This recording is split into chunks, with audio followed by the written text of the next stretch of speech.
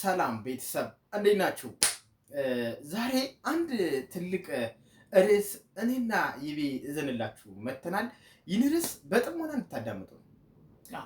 አሪፍ ቆይታ ይኖረናል። አንድ አባት ሲናገሩት የሰማሁትን በጣም የገረመኝ እሱም ሀሳቡን ሰምቶታልና ይህን ሀሳብ ልንነግራችሁ ፈለግን ማለት ነው። ኢትዮጵያ ውስጥ በተለያዩ እምነቶች ውስጥ የተሰከሰኩ ማፊያዎች፣ ውሸታሞች፣ አጭበርባሪዎች ትውልዱን እያከሸፉት ነው። ልክ ነው። ትውልዱ ሰነፍ አድርገውታል። ትውልዱን በእምነት ሽፋን እያንዳንዳቸው እምነት ኦርቶዶክሱ፣ ሙስሊሙ፣ ፕሮቴስታንቱ በጣም ኢትዮጵያን ትውልድ ሸውደውታል። የሸወዱት አስተምሮ ሳይሆን የእምነቱ አስተምሮ ሳይሆን በእምነቱ አስተምሮ የሚያስተምሩት ሰዎች ነው የሸወዱት። የሚናገሩት ነገር ትክክለኛውን ሳይሆን እነሱ ከኛ እንዴት ገንዘብ መሰብሰብ እንደሚችሉ ነው። ለምሳሌ በኦርቶዶክስ ብትሄድ ለዚህ አዋጦ መዋጮ ይላል። ከሚሰብክ ለብዙ ሰዓታት መዋጮ እንድታዋጣ ይሰብካል። ፕሮቴስታንቱ ጋር ስትሄድ የቸርች ማሰሪያ ይላል። ሲሸውድ የኔ ያህል ምን ያህል ብር ገብቶልሃል ብሎ እንድታምን አእምሮ ላይ ዳይቨርት ይሰራባል። እንደዚህ አይነት ስራዎች እየተሰሩ ባለበት በሙስሊሙ ስትል እንደዛ አርጎ ሸውደ እና አገር ልትገነባ የምትችለው በውሸት ስብከት ወጣቱን የውሸት አመለካከት እንዲኖረው አድርጎ በመገንባት አይደለም። ልክ ነው። በአንድ ሀገር በእምነት ብቻ ልትገነባ አትችልም። ዓለማዊና እምነቱ ትክክለኛው ላይ መዋሃድ ሲችሉ ነው። በቃ ችግር የለም ጌታ ኢየሱስ ክርስቶስ ነው የሚያቅልህ፣ አላህ ነው የሚያቅልህ። ሳይሰራ እንደዚህ ብሎ ገንዘብ ሊያገኝ አይችልም አይደል? ልክ ነው። እስኪ አሁን አንተን ሀሳብ እስኪ አሁን ሸር አድርጋቸው። በጣም ገራሚ ቆንጆ ሀሳብ ነው ያነሳው። በነገራችን ላይ ማንም ሰው መናገር የሚፈልገው ሀሳብ ነው። ማመን ያስፈልጋል። መጀመሪያ እንደዚህ አይነት ነገሮች መሆን እንዳለባቸው ማለት ምንድነው? የማይቀበሉ የማይሆኑ ሀሳቦችን ቻሌንጅ ማድረግ ያስፈልጋል። ዝም ብሎ የመጣልንን ነገር ሁሉ መቀበል በራሱ ዋጋ ያስከፍለናል። አሁን ላይ ወጣቱ የሚታየው ይሄ ነው። በቀላሉ ማኒፑሌት ይደረጋል። አንድ ሰው ምንም ያልተማረ ምንም የማያውቅ ዝም ብሎ የመጣለትን በአፉ በተቀደደ ቁጥር ማገናዘብ መጠየቅ ያስፈልጋል። ብዙ ጊዜ የሚቆረን ነገር ምንድነው? በተለይ እንደዚህ አይነት ነገሮች ላይ ለምን የሚጥያቄ ማይሆን ነገር ተጠቅሶልህ በአካውንት ይሄን ያህል ብር ገብቶልሃል ተብሎ የሚያጨበጭብ ትውልድ እየተፈጠረ ነው። አሁን ይሄ አስፈላጊ ነገር አይደለም። ከጅምሩ ለምን የሚል ጥያቄ መስራት አይደለም። ሰርተ ነው ብር የሚገባል። አለቀ። ከየትም አይመጣልም። 300 ጊዜ 1000 ጊዜ ብትጸልይ ገንዘብ አይገባልህ በአካውንት። ይሄን ማመን አለበት ከጅምሩ። ሲቀጥል ማንም አልፎ የሚሄድ ሰው እንዴት በቀላሉ ማኒፑሌት አድርጎ ጭንቅላትን ይፈታዋል? በዚህ ነው ጭንቅላት በቃ ፍቱ አይሁን። የራሱ ቡለን አለው። የጭንቅላትን ቡለን ማንም ሰው አይፍተው። ራስ ብቻ ተቆጣጠር። ለዚህ ነው እኮ በነገራችን ላይ አሁን ላይ በተለይ ወጣቱ ላይ የሚታየው ችግር ምንድነው? በተለያየ መንገድ የተከፋፈለ ነው። በተለያየ መንገድ እንትን ያለ ነው። ከዛ ማንም ሰው መጥቶ ፈቶ ጭንቅላትን ሞልቶት የሆነ ነገር የማይጠቅም ነገር አድርጎብህ ይሄዳል። ከዚህ ወጣቱ መዳን አለበት ሲጀመር ማለት ነው። ከእንደዚህ አይነት አስተሳሰብ ከዚህ ለመውጣት ደግሞ የመጀመሪያው ለምን የሚል ጥያቄ መጠየቅ አለበት። የማይሆንን ነገር ስትጠይቅ አይበል ደግሞ አንዳንዴ ኖበል የማይሆን ሀሳብ ሲነሳ ነው እንደዚህ ነው ብለህ ሀሳብ ስጥ። የትኛውንም ነገር ከሃይማኖትና ከፖለቲካ ጋር አታገናኝ። ሀሳብን በሀሳብ ተች። ይሄን ማመን ሲቻል ነው ሌላ ነገር የሚመጣው። አሁን ብዙ ጊዜ የሚናገር ሰው የሆነ ፐርፐዝ ያለው አይነት ነገር ተደርጎ የሚታሰበው። አሁን እኛ ስንተች ከተለያየ አንጻር ጋር አትይም፣ ከሀሳብ ጋር አገናኝ። በቃ አለቀ። የማይሆን ነገር አይሆንም ብለህ ተች። ወጣት መቀየር አለበት። ሰሞኑን እንደውም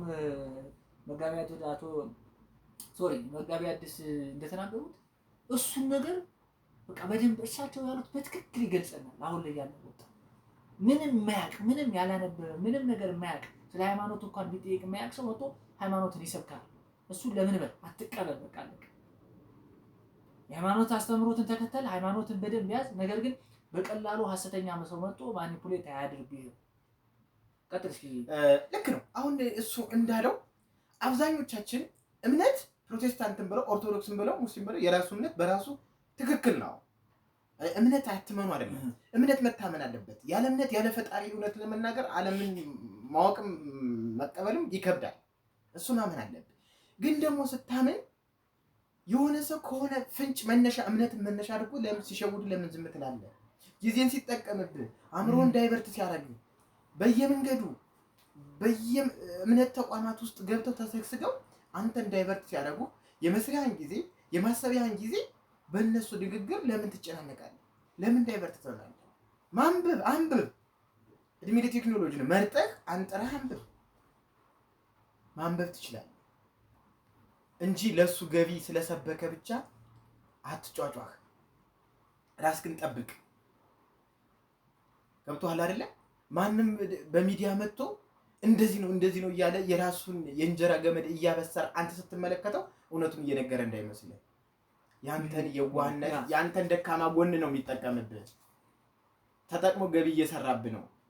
ለምሳሌ በኦርቶዶክስ ተቋማት ብትሄድ ኦርቶዶክስ በእያንዳንዱ ቦታ አምታምነች፣ ግን ደግሞ ከሚያስተምሩት በላይ ደግሞ በቃ አይን ያልብራውጡ ይለምነዋል። እንደዚህ አይነት ነገር ነው መቆም ያለበት። ማመን ካለብህ እምነትህን እመን። ለምሳሌ ነጮች ይካሄድ ነጭ በጣም ነው የሚያምነው።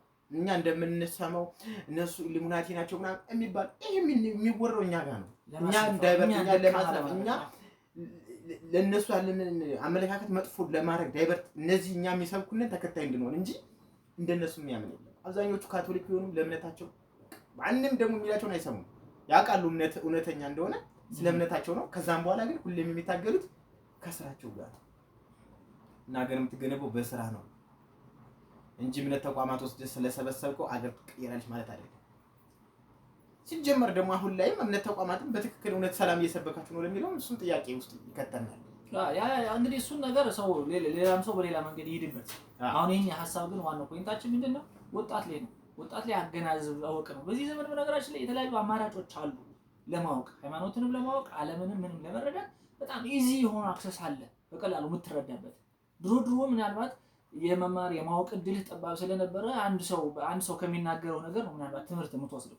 አሁን ላይ ግን ማንንም አትፈልግም። በራስህ መለወጥ በራስህ ማወቅ ትችላለህ። በዚህ በሰለጠነ ዘመን የሆነ ገልቱ የሆነ ሰው መጥቶ ማኒፑሌት ሊያደርግህ አይገባም። ይሄን ማመን አለበት። ወጣቱ መንቃት ያለበት አሁን ላይ ዳይቨርት ከመሆን ራሱ መጠበቅ አለበት። መስሪያው ጊዜ ለምን ዳይቨርት ይሆናል? አትወዛወዝ። በቃ አትወዛወዝ። የሆነ ሰው ሰብስቦ ቀኑን ሙሉ ሲያዝግህ ከሚውል ስራ አማራጭ ተጠቀም። ያሉትን አማራጭ ተጠቀም። አማራጮችን ፈልግ። እምነት አስቦ ነው መሰለ እንዴ ሊሰብክ የሚመጣ አይደለም። በዛው ላይ ሊሰብክ የሚመጣው ተከፍሎት ነው። ይሄ ማወቅ አለብን። ያ ሰው እምነት ትክክለኛ ሰርጥ ቢፈልግ መስዋዕቱ ነው። አንተ እዛ ተከፍሎ አይደለም አይደል ለመማር እስከ ሄድክ ድረስ እሱም ለማስተማር የእግዚአብሔርን ቃል ነው ያላ ነው ወይም ደግሞ የፕሮቴስታንት ነው ብሎ ሊያስተምር ከመጣ ቃሉ ነበር ተከፋይ ሊሆነው የሚገባው አይደለም። ግን እሱ ብር ሰብስቦ ነው። አንተ ግን እዛ ጋር ጊዜን እየገደልክ አበል ተከፍሎት በጣም ወፍራም አበል ካልተከፈለው አይመጣም። ሲጀምር ጥቅም የማያገኝ ከሆነ አያስተምርም።